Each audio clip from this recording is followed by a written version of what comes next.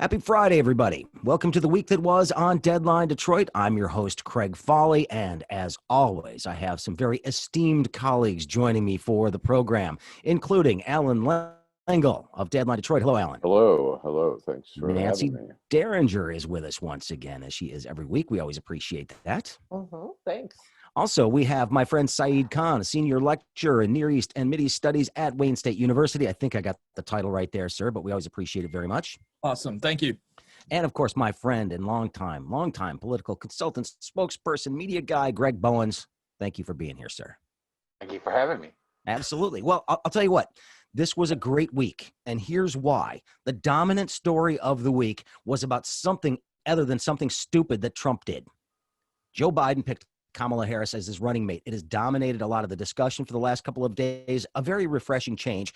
That doesn't mean the president hasn't done some stupid things that we are definitely going to get to, but he has been struggling to reclaim the spotlight from Kamala Harris and Joe Biden. I want to talk a little bit about the choice. Kamala Harris. You see a lot of people saying, well, she wasn't my first choice, she wasn't my second choice, but hey, I'm still going to vote for this ticket anyway because we do not want to see the president reelected. Nancy, I'll let you go first. I mean, this is not an insignificant choice. You have the first time, you have a woman of color who has been chosen for a national ticket.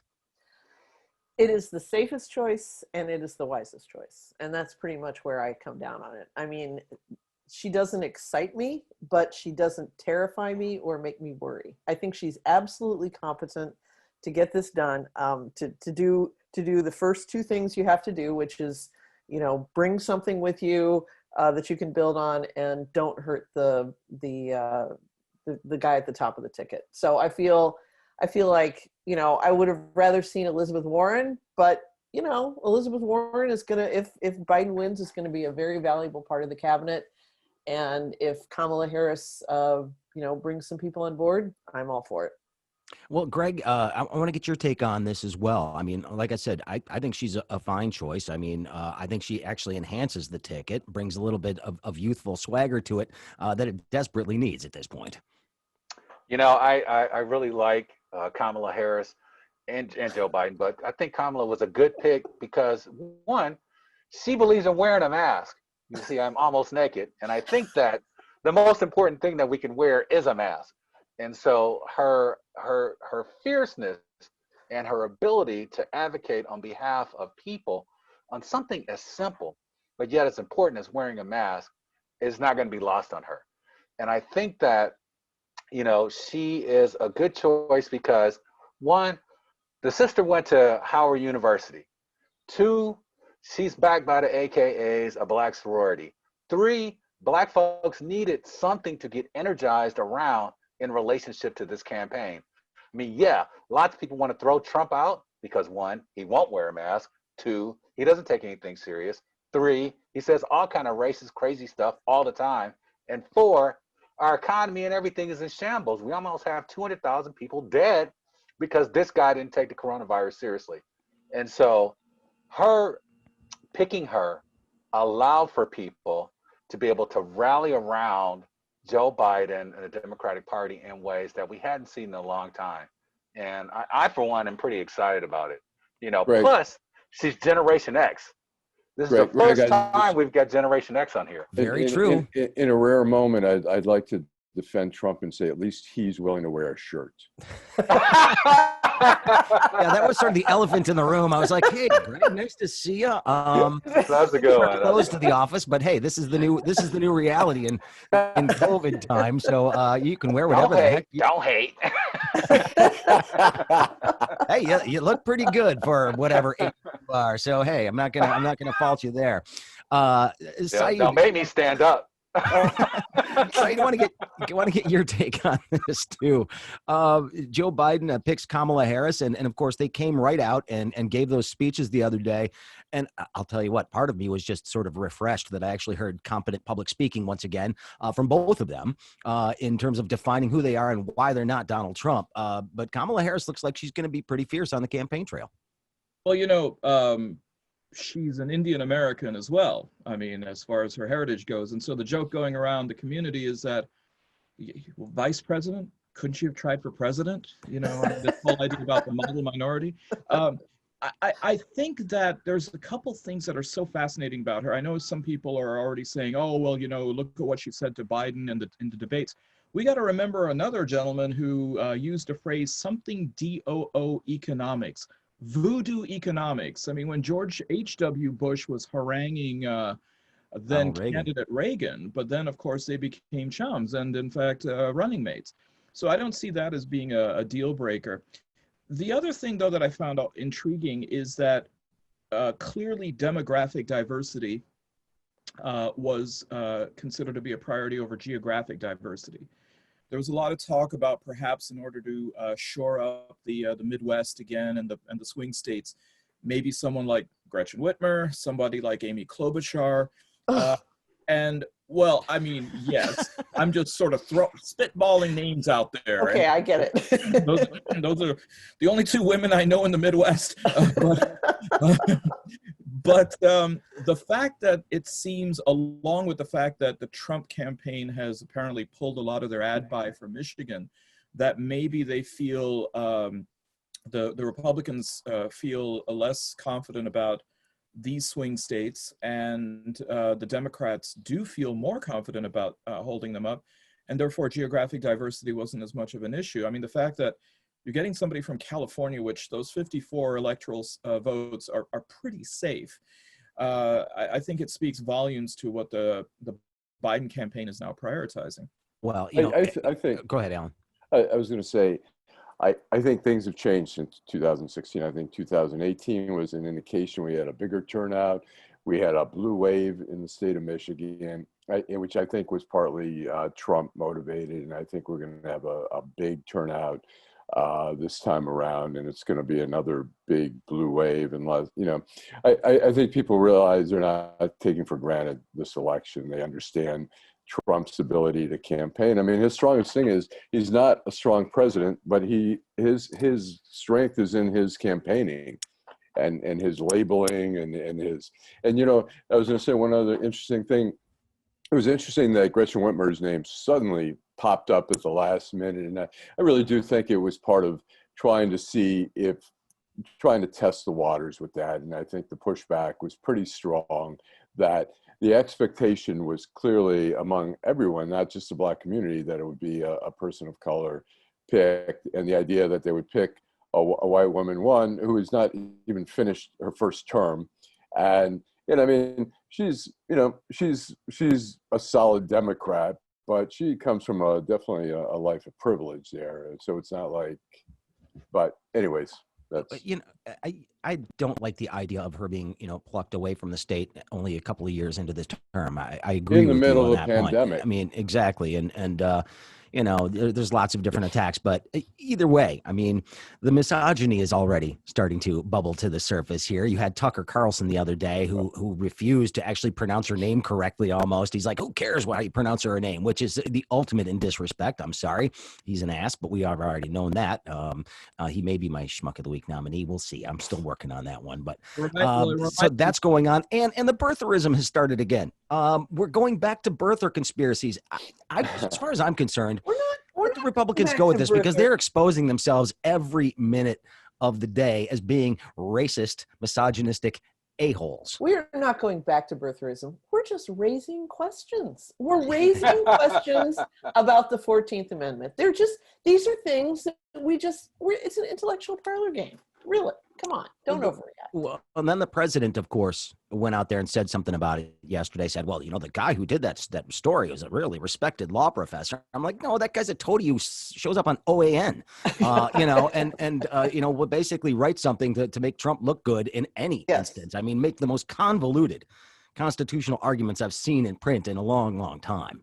Yeah. You know, I remember the good old days when the biggest threat to the Constitution was Sharia law, but now apparently it's all of the OAN and the QAnon folks. So yeah.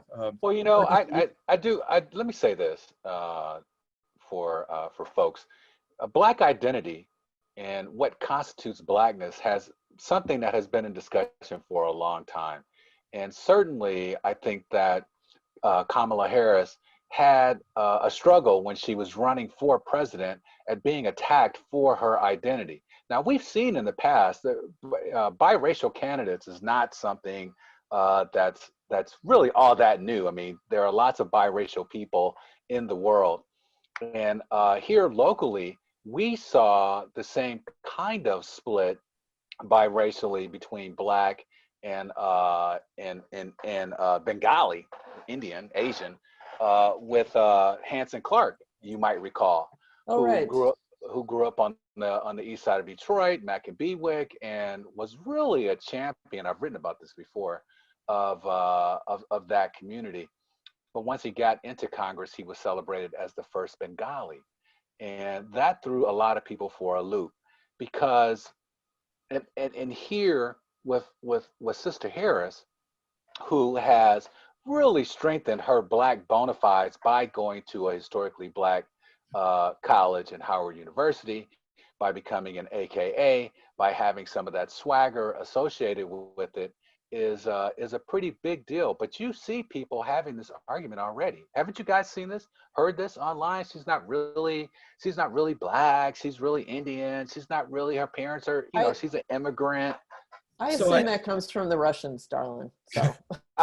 No, it doesn't. It comes from around the corner. It comes from some of your neighbors there. Yes, I understand. But let's also keep in mind Barack Obama was biracial, although nobody seems to consider that because his mother has been dead for years and we never actually saw her, but he's biracial. Well, no, there are people who will say that he is, because we have not had a direct descendant of somebody whose great grandparents or whatever were slaves, that we haven't really had someone who's had the American experience, the American Black experience. Now, I disagree with that, but I understand the argument.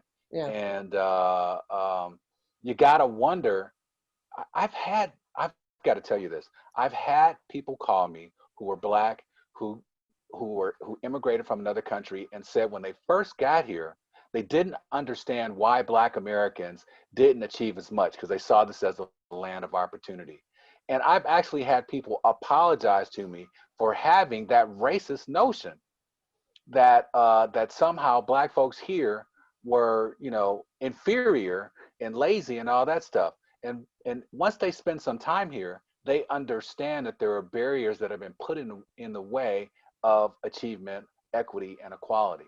So, I mean, the struggle is real when it comes to Kamala Harris and other folks in trying to identify Black identity. And there are people who resent the idea that we have to latch on to Kamala Harris as progress, without really having somebody who was, who can trace their lineage back to slavery. Well, I saw a meme circulating where it said that, let's see, Kamala Harris's mother is Indian, her father's from Jamaica. Why don't you tell me how it is that she's African American? So I, of course, had to reply. I said, well, how the hell do you think her dad's ancestors got to Jamaica? Yeah, right. I mean, it's astounding that the identity politics are so toxic. Here's a question. I mean, is it the kind of thing that's going to stop anybody though from pulling the lever for her? I mean, and for Joe Biden. I mean, I can see the debate and the arguments that might come around it, but is it enough to prevent people from being enthused about this candidacy? I don't think so. Rain stops people from voting. What are you talking about? I see on Facebook, I see some of the friends who are Black, the debate over, her Kamala Harris's Blackness, and then there's some people who step forward and say, "Stop it! This is just total BS. Stop. Not Black enough and all that kind of stuff." And I think in the end, the anti-Trump people, that's not going to make a difference where they go, "No, she's not Black enough." I mean, you look at Trump. I mean, the alternative is, for a lot of people who really, really dislike Trump, is like, it doesn't matter. It doesn't matter. Nothing has mattered less than this particular. But Nancy, Alan, you guys are wrong on that. These folks are pointing out that Senator Harris's husband is Jewish, white and Jewish. That will turn some people off. Trust me, it will. I'm not saying in a mixed marriage. And the other thing, Nancy, and for my Indian brother there, there's some bigotry that goes on in the Indian community. let's not play like it doesn't. This idea that if you're Indian and you can date outside your race has been the subject of movies, and it's a deal. So I'm curious to see whether or not the Indian American, I mean Indian, Pakistani, Bengali folks are going to embrace Ms. Harris and vote for her in the same kind of way when they have their own issues as it relates to race. Right. I'm not saying, Greg, let me just quickly add. As a British, I didn't. Okay, go ahead. No, as a British, Go I mean, it, you know, a little bit flippant there, but I do have a British passport as well. So in the Indian American community right now, it's really interesting because it's coming down to politics. There are some people who, of course, are embracing her as being of Indian heritage, and they see this as a leap forward. But it really comes down to tabling that based on then what are some of the other issues. You've got some who oppose her because she is critical of Prime Minister Modi and the BJP and religious extremism, Hindu nationalism. She has been critical about the Modi regime in Kashmir. In fact, that was part of her and Vice President Biden's statements first time that they were together as a ticket. So you've got some reticence on the part of Republican-leaning Indian Americans. On the side of more liberal, if you will, Indian Americans, some are troubled by the fact that she's not progressive enough.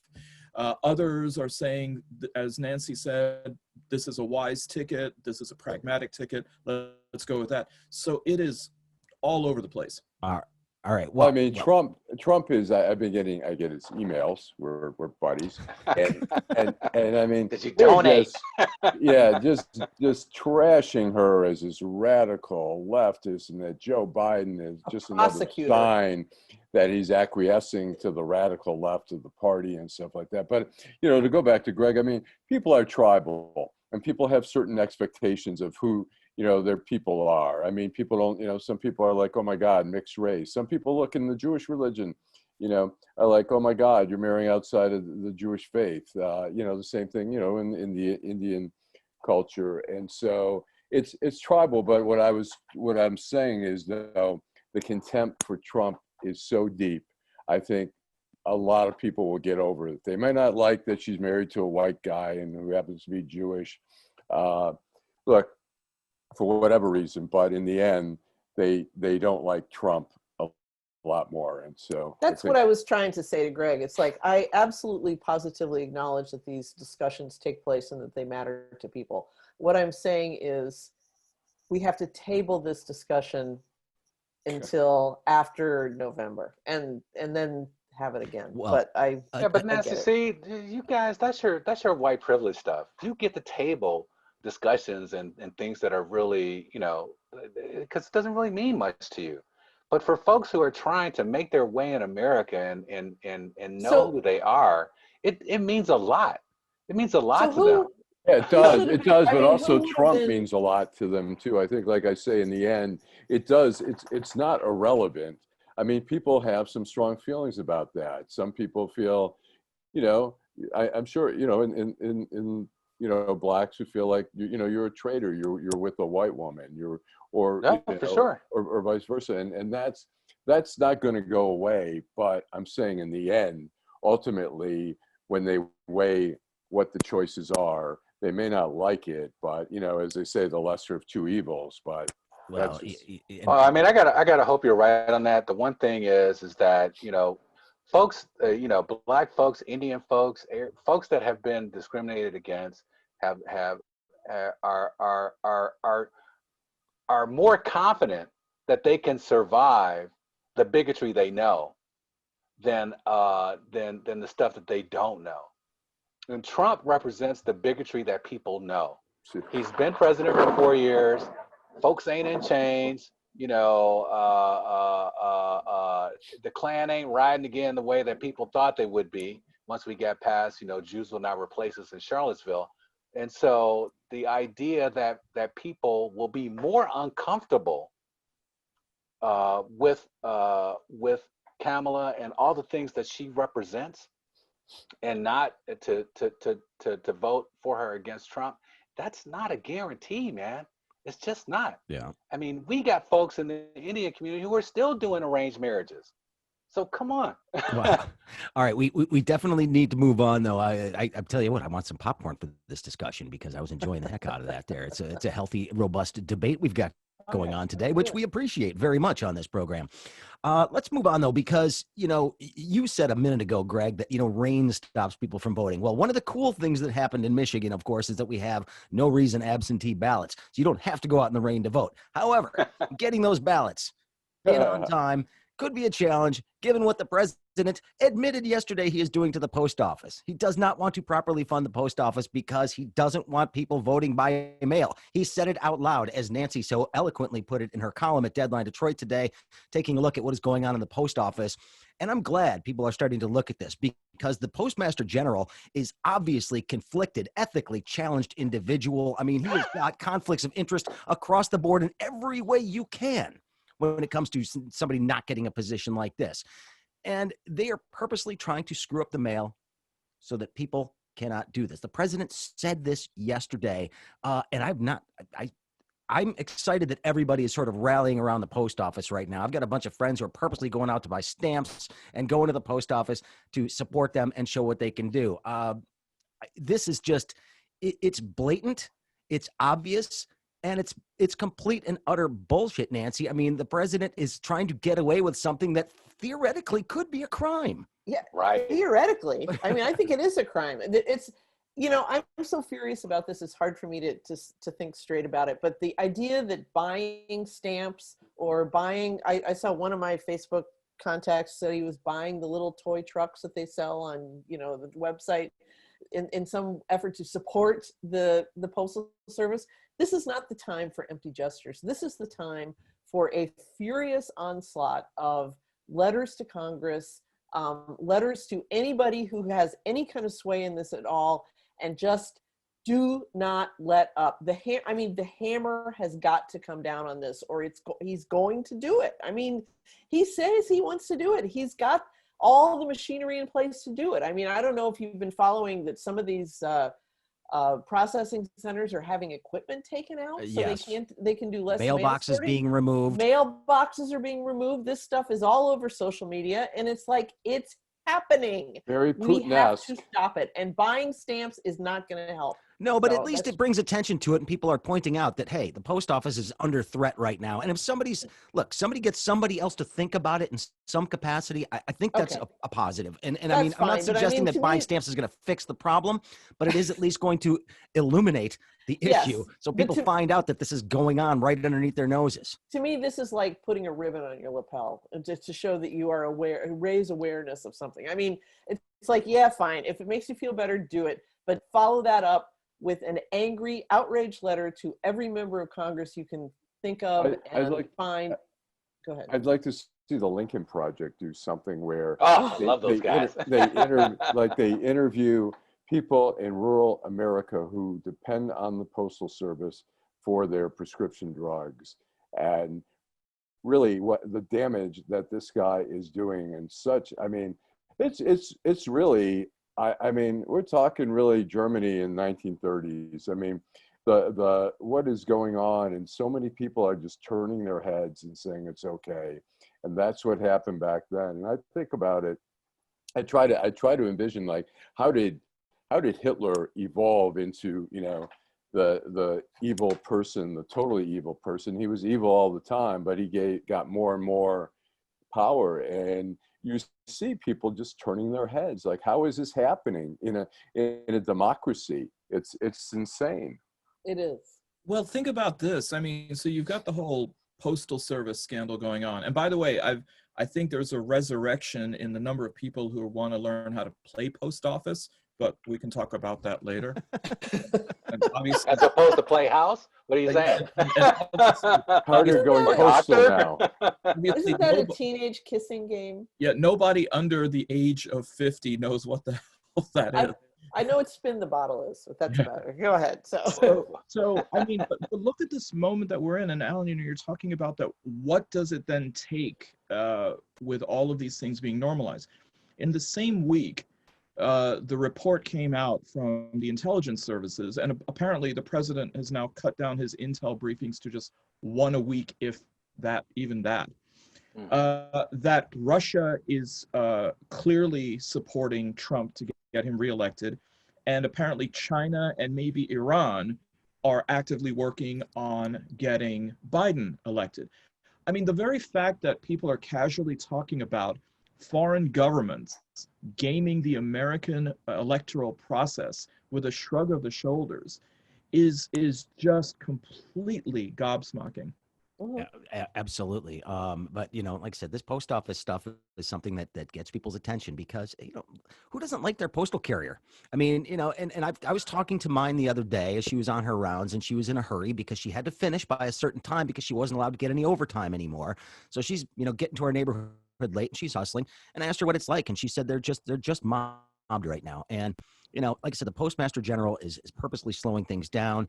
And he also, this is a guy who owns stock in a competitor. He shorted his Amazon stock because he thought it was going to take a hit because of the Postal Service stuff. That is a giant red flag right there as well. And I mean, he didn't divest himself of his investments in the competitors of the post office. So you put a guy in here who's got a financial stake in the competitors, and then you wonder why he's trying to drive the post office into the ground. Really? I mean, this is the kind of stuff. There are so many people in this cabinet with problems like this, including the president himself. And nobody seems to give a damn, on the Republican side of this. And it's just, if this was the Obama administration and even one of these things had come up, they would have bottled up that appointment to that position for years. You mean like they did to Merrick Garland? Yeah. Okay. Yeah, absolutely. So, I just, again. Yeah, Nancy, this is one of the strongest columns I've ever read that you've done. I am your number one fan. You really, pulled the claws out on this one. The spirit moved through me. I mean, because I honestly said, I told Langley yesterday, I said, I'm going to write, I just want you to know, in case we have some sort of journalistic ethic conflict, that I'm going to write to my senators about this. He goes, why don't you write a column? And I said, well, we'll see what happens. 45 minutes later, it was done. So, all right. Well, let's move on.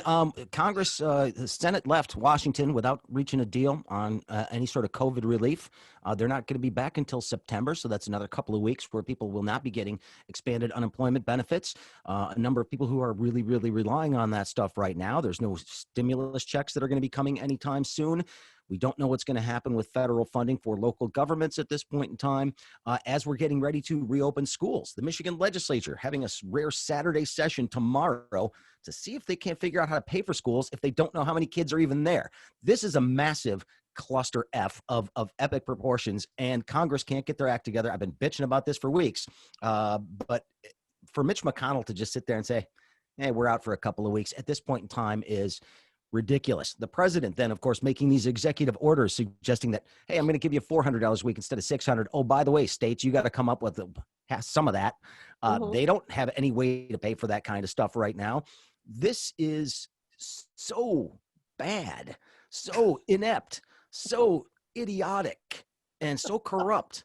I'm just, I weep. I wish we could just fast forward to November right now. Lots of people say that. I'm sorry. I'm going to be dip out of this discussion because I'm reading up on the rules for playing post office. So, well, you come back, and you can tell the kids out there what we're going to do. But seriously, I mean, Congress has just basically thrown up their hands and said, we don't know what to do. We can't come to an agreement. So we're out of here. An abdication of their responsibility of epic proportions. It's Mitch McConnell standing up there saying, the poor will always be with us. Yeah, but not if you're a suburban housewife. They won't be living near suburban housewives if the poor people are out there. Right. Yeah. I mean, so that's the racism on full display from the president this week, too. I forgot about that. Again, he went back to the suburban housewives. I won't make poor people live near you. You'll be safe because of me. Boy, I mean, makes Willie Horton ads look like they're saving America. I know, right? I mean, except black people live in the suburbs. That's right. They're already. It's funny. It's funny. The code words are all now kind of mixed up here because they're. I mean, look, Southfield, Oak Park, West Woodfield, Downriver, Inkster, all that. there's a lot of that's pretty well integrated. Some of the communities are very well integrated. So He should have said, "I'm going to protect your downtowns." that's right. There you go. There you go. Yeah. Safe for hipsters everywhere. But Right, exactly. He's appealing to the wrong crowd. but at the same time, I mean, the economic calamity that is about to befall us is pretty ridiculous. If something doesn't happen, it's going to get really ugly really fast. And I'm just wondering, I've asked this question time and time again. What is everybody's confidence level that they're going to come up with a deal that actually helps people? Because here's what doesn't give me confidence. One of the things that the Republicans are floating out there right now that will solve all our problems once again is a capital gains tax cut. Trickle down theory. Well, and it's never worked. No. None of that money ever trickles down to any of us. It just doesn't happen. Tax cut for Paris Hilton. Well, and I mean, at a time, you're talking Hey, about a man, tax I'm cut at a still time waiting where for you're my bleeding check. revenue. Tax cuts at a time when you're bleeding revenue and needing to spend to prop up the economy is the dumbest thing I've ever heard of. Yeah. Yet it's out there once again. I agree. So, capital gains tax cut. That's great. Hey, good thinking, guys. By the way, where's the healthcare plan? Haven't seen that yet either. Yeah. And a bunch of people are about to lose their insurance because they're out of their jobs right now. Nobody's Trump's healthcare plan from the beginning was get rid of Obamacare. No replacement, just get rid of Obamacare. Because that was his promise. And build a wall were his two big promises. He actually went on television last night and said that the wall is going great and that he's built like 200 and something new miles of wall, which is absolute crap. He has not done it. He lied about it again. Also this week, he once again said that the coronavirus was just going to disappear, even though every single person, including his vice president, is saying, no, that's not the case. But he keeps doing it. And I'm just trying to figure out what is the final straw? You know what? I think he's going to disappear before the coronavirus does. I have a feeling you might be right. Oh, that's for sure. Yeah. Especially if he takes especially if he takes his buddy Putin's vaccine. But the wall worked. I mean, we're lepers. We can't get into any other country. That's right. That's right. The virtual wall is strong. All right. Well, let's talk about this because we don't have a ton of time left. And I want to get to this because, I mean, I don't necessarily see this exactly the same as, Jimmy Carter brokering peace between Anwar Sadat and Menachem Begin. But the UAE and Israel normalizing relations, that's not insignificant. They're only the third country in the region to normalize relations with Israel since they've been formed. Obviously, Saeed, this is something you know a lot about, but should we be skeptical of this or is this progress? I think it's skeptical progress. Look, first of all, other countries do recognize Israel. Turkey has always recognized Israel, Iran before 1979. This would be the third Arab country to go ahead and formally recognize. Thank you for correcting me. I appreciate that. No problem. And then there's also the fact that the dirty little secret is no longer now a dirty little secret, and that is that the UAE and Qatar and Saudi Arabia have had relations with Israel for a good few decades now. Qatar used to have, they may still have it, a chamber of commerce between them and Israel. They announced that Israeli passport holders will be allowed into Israel for the 2022 World Cup. So we've known about these kinds of relations for a while. Netanyahu stopping by in Oman last year as well. What has changed, though, is two things. One, that this is out in the open. The other is the cynicism that's involved. First of all, it's not a peace agreement because that would suggest that the UAE and Israel were actually at war, which they were not. In the case of Egypt and Jordan, the two other Arab countries, yes, there was an active case of war that went back several decades. In the case of what's going on here, and a lot of people are talking about the annexation of the West Bank and how that is now off the table, it's actually simply been punted. Netanyahu came out yesterday and says, no, that's still on the table. It's just the table's been shifted a bit further away. It seems as though when he floated the idea for the annexation, he thought he would get very full-throated support from the Trump administration. Not just from Jared. and that this would fly very well, including within the Jewish American community, where there was quite a bit of opposition, not just from the progressive side of the Jewish community, but also from a good amount of the center left. I think Netanyahu probably panicked. He found that he was over his skis, along with his corruption trial that's pending, and the fact that Israel may have its fourth election coming up in pretty much about a year and a half. He's looking to hedge his bets. He's looking to save face. And the UAE, and if there was ever any evidence needed that they have a good relationship with Netanyahu, they stepped in and said, you know what? It doesn't cost us anything to go ahead and formalize the relationship. We know that the Israeli security forces provide security for the monarchy in the UAE as well as in Saudi Arabia, among others. This will help now remove some of the circuit breakers when it comes to commercial transactions, particularly with Israel's very excellent tech sector and healthcare. And in fact, one of the things that's being discussed in the agreement is that the UAE and Israel are going to work together, meaning UAE money and Israeli know-how, on developing a COVID vaccine. So from that standpoint, again, it doesn't seem as though it really, in real terms, moves the needle very much. The optics, of course, are fantastic. Apparently, the president wanted this peace deal to be named after him, so that it could be on the plaque when he's put on Mount Rushmore as well. As to what his crowning achievements are, I don't think this is going to get him to Oslo in October for the Nobel Peace Prize. But of course, one of the other gnawing issues is that when you're talking about in this agreement taking the annexation off the West Bank off the table right now, that suggests that the Palestinians are part of the discussion, but they were not part of the participation of the discussion. Well, see, so I think that that's going to probably cause even more cynicism. Right. see, kids, I was this going is to this say is why the you should go to school, skepticism, kids. the skepticism from the Palestinians are like, this is all BS. What, using us as a chip here. Yeah. I was going to say, there's some interesting things happening during the COVID thing. Hamas, which does not recognize the existence of Israel officially, was sending doctors over to Israel to train how to deal with the COVID. So there are always sidebars going on in the region, and Saeed can probably address this more. It seems like the peace with Egypt has been rather uneven over the years, and even in Jordan, it's been strained at times. And so, yeah, well, absolutely.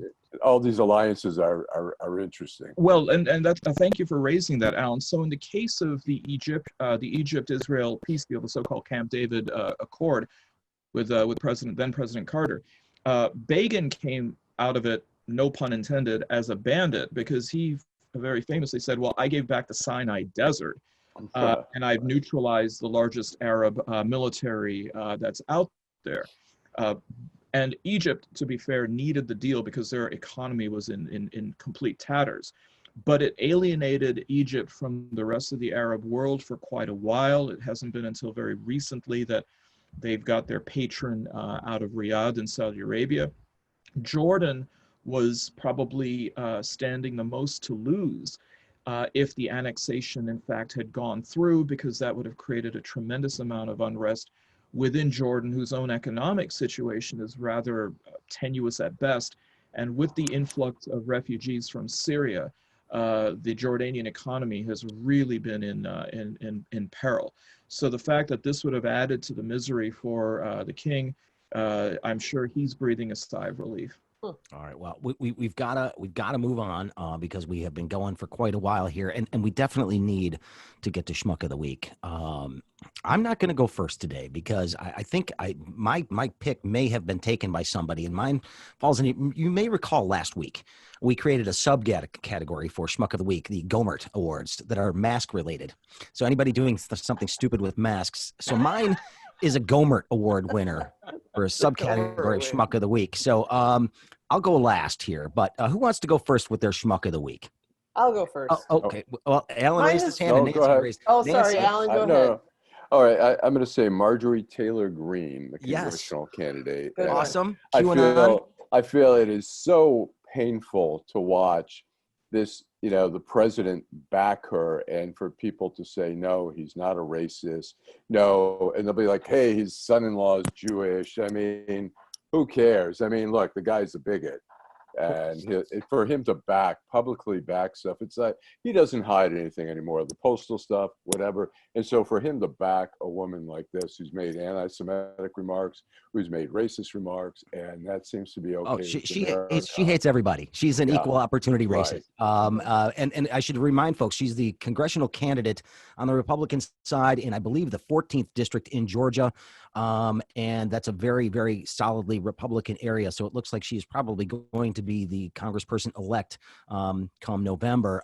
But yes, she's got all sorts of videos out there that you can find on YouTube and other places right now to get a sense as to what this woman is really about. And the president called her a rising Republican star the other day. And I said, and he called it the future of the Republican Party. And if this is the future of the Republican Party, all of my Republican friends, and I have many friends who consider themselves to be Republicans, look me in the eye right now and tell me that you're not scared shitless that this is the future of your party. Because if you aren't, she's the future. She's the future captain of the Titanic. I mean, holy crap! It's just He's ridiculous. right though. He's right. She's a good candidate. Thank you, She is Alan. the I Oh, appreciate come it. on. They're not worried about that. They're like, look, we survived the Tea Party and Trumpism. We'll survive But Q. QAnon's going to drag it all down, man, because that stuff is just nuts. The Tea Party looks like the Heritage Institute compared to the The Heritage come on. Foundation. That's it. Sarah Palin giving advice to Kamala Harris. I mean, All right, Saeed, you're there. Who do you got? So my schmuck of the week is none other than the director of the United States National Economic Council, Larry Kudlow. Oh, yeah, good one. I almost picked him. Good one too. Apart from the fact of, they say that even a broken watch is right twice a day. He has actually refuted that being wrong all the time. But he went on to say regarding the now suspended negotiations on the COVID relief bill, that the White House would not accept a Democratic insistence on a voting rights provision being in there in order to, preserve voting rights. By arguing that this is too much of a liberal wish list item. Yet the Republicans want the same COVID relief bill to have $7 billion earmarked for military and defense spending. So the fact that he would have the audacity to say that, among many, many reasons, makes him my schmuck of the week. All right, Kudlow, always a good choice. Nancy, I'm sorry, you were next in line, and I skipped over you by accident. That's okay. It's a little obscure. I don't want to get into too much detail, but this is co-schmucks, Josh Hammer and Nancy Cooper, who are the opinion editors for the burned out shell that goes under the name of Newsweek, who published that obnoxious op-ed by the wingnut legal scholar speculating on whether Kamala Harris was qualified to be president. And then in showing that you can always shoot yourself in your other foot once you've shot yourself in the first one, came up with the most preposterous justification for it, just raising questions. This is a very interesting constitutional question that has been raised about white people before. This isn't birtherism 2.0, no, it was insane. So they, and of course, Josh Hammer is holds some high position at the Young Americans for Freedom, and I'm not sure what Nancy Cooper's excuse is, but what do they say in the Army? Don't piss down my leg and tell me it's raining. So. No, it's don't piss in my tent and tell me it's raining. All right, there we go. All right, Greg, what do you got? Who is your schmuck?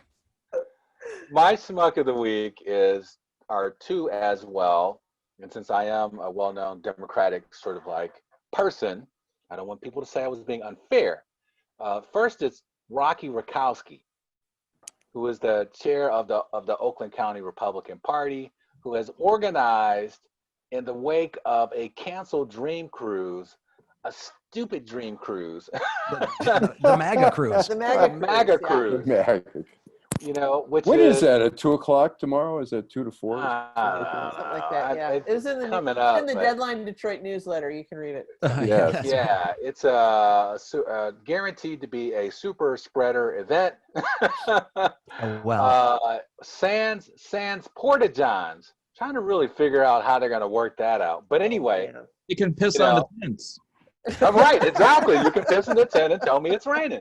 So you got that. So he's our Schmuck. And then on the Democratic side, I got my good friend Mark Hackle, who is the CEO of Macomb County, who I've said before has not done enough to prevent the spread of COVID in Macomb County, and instead advocated for opening businesses early and all of this other stuff. He's been on the other side of where I think we all need him to be when it comes to public health and safety in Macomb. And so now Macomb is number one. That's right. Announced today, Macomb has the highest rate of infections of anybody in the state. there you I go. wonder Thank how you. much it had to do with Jobby Nooner. It could have been. All right. Well, I've got my. That's awesome. Macomb is going to be getting a Portillo's hot dog, so let's go easy on them. And can I suggest that we have an Ozzy Osbourne Memorial Award? Libertarian presidential candidate Jo Jorgensen had to skip a campaign rally because she was bitten by a bat. Wow. That's a pretty good one. That is good. All right. Except All right. she was supposed to bite the bat if you wanted to be Ozzy Osbourne. All right. All right. So hold on. We got to wrap this up. So I've got one. Mine is Marion County in Florida, of course. Marion County Sheriff Billy Woods. Now, he, of course, is the sheriff, and that's where Ocala is, Central Florida. It's a very much a COVID hotspot right now. But this is the sheriff who issued a directive that prohibited his deputies, staff, and visitors to department offices from wearing protective face masks. He prohibited face masks. The debate is over, he said. He said the debate is over, and he says, quote, "When you are on duty, working as my employee and representing my office, masks will not be worn. Effective immediately, any individual walking into any one of our lobbies, which includes the main office and all district offices, that is wearing a mask will be asked to remove it." Now, that's just a different level. Wow. Stupid. So, I mean, remember, Louis Gohmert, we called it this because Louis Gohmert blamed his mask for catching the Rona. Craig, normally I would say that you're always picking on Florida, but it's just a state that keeps on giving for you, isn't it? It's, Florida is just one of those places that just keeps on giving. Does, So, always. but yeah, that's what they do. All right, well, we've got to wrap it up. Thanks everybody for checking out the program today. And hey, we had some technical difficulties. If you're watching this a little bit later than you're used to, thank you for that. And again, you can get the podcast version a little bit later on today. It'll be up and all that good stuff. Thanks to Michael Lucido for engineering the broadcast. We do appreciate that. Thanks as well to my guests, Alan Langle, Nancy Derringer, Greg Bowens, and Saeed Khan. We appreciate it very, very much, all of you. It was a great conversation today. I learned a ton. Kids, this is why you need to go to school. People saying smart things on this program. Not me, but everybody else, which I do appreciate very, very much. Can I throw in something? Can I Please, ask the viewers, the listeners, to vote on whether they'd like to see Greg in the future with the shirt or without a shirt? What do they like better? That I'm works. very strong. Ooh. We'll have them back. We don't get a vote. Well, here's the option that I have. My eyes. As the leader of this thing, I could actually just turn off the camera for anybody that's on this. But I chose not to do that today. So, all right. Hey, thanks, everybody. We do appreciate it. And hey, don't forget, DeadlineDetroit.com for all your weekly news needs. Consider a donation, becoming a member at Deadline Detroit to help keep this operation going. Hey, everybody's going paywall these days, including your two dailies here in the city of Detroit. Deadline Detroit is there for you all the time. We ask for a contribution. If you can do it, great. We'd love it. We'd love your support. Thanks, everybody. Have a fantastic weekend. And Alan? All right, and stay home safely. My name's ML Elric. I'm an investigative reporter and a connoisseur of fine yogurts. I know a little bit about Detroit. I know a little bit about deadlines, and I'm asking you to become a member of DeadlineDetroit.com. Like me, I'm not asking you to do anything I wouldn't do. I'm making a monthly donation. My wife is making a monthly donation. I know that seems redundant, but they need the money, and the money goes to a good place. Getting the story out, getting the truth out.